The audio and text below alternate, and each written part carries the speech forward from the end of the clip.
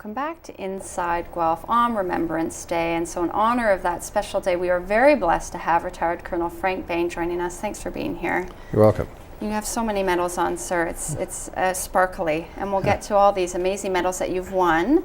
You're here to talk about your experience on such an important day. When did you first join the Army? Well, I was living in Guelph and going to the GCVI, and in those days it was compulsory to either belong to the Cadet Corps at GCVI or the Sea Cadet Corps.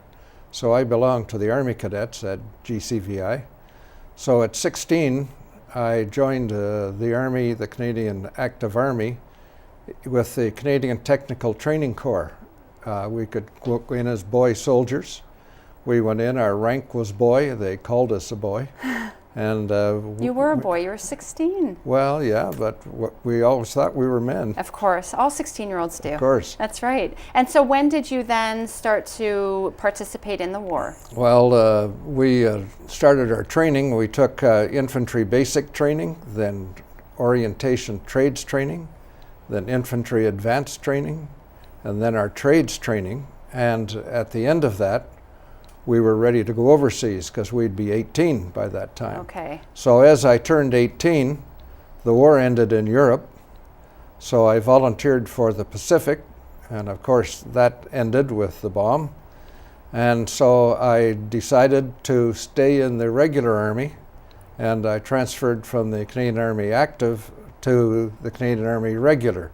So I stayed in the Army. Okay, and then where did that take you? Well, I became a sergeant after a year or so, and then the Korean War came along, and I was commissioned as an officer to go to Korea.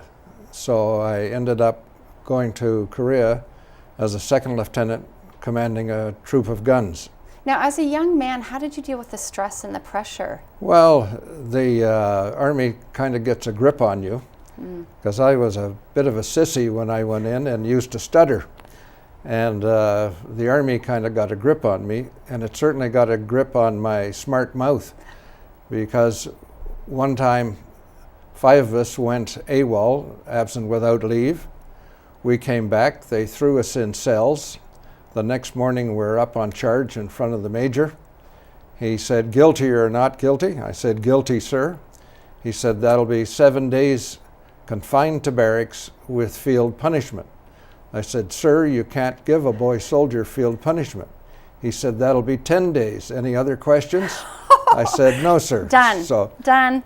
that ended the smart mouth. That. And what about did you do anything for good luck when you were in the service? Well, I sort of kept my head down, and you rely on your comrades to back you up and so on. I had a very good troop that on the guns, and though one time I did have good luck by getting drunk.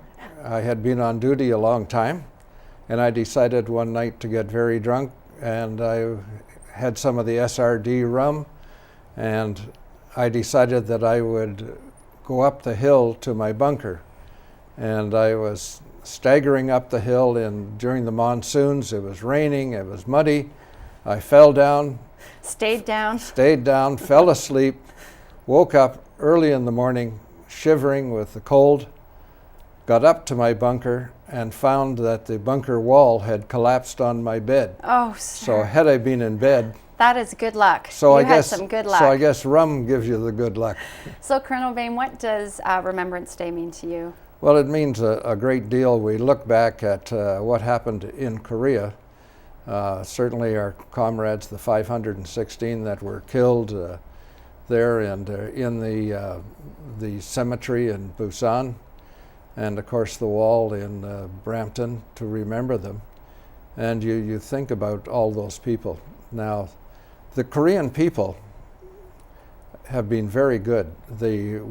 I just received a personal letter from the President of Korea thanking me for Well, I thank you. I'm glad you had some acknowledgement. I thank you for being here on such an important day. Thank you. It means a lot. It's a pleasure to meet you. Thank you.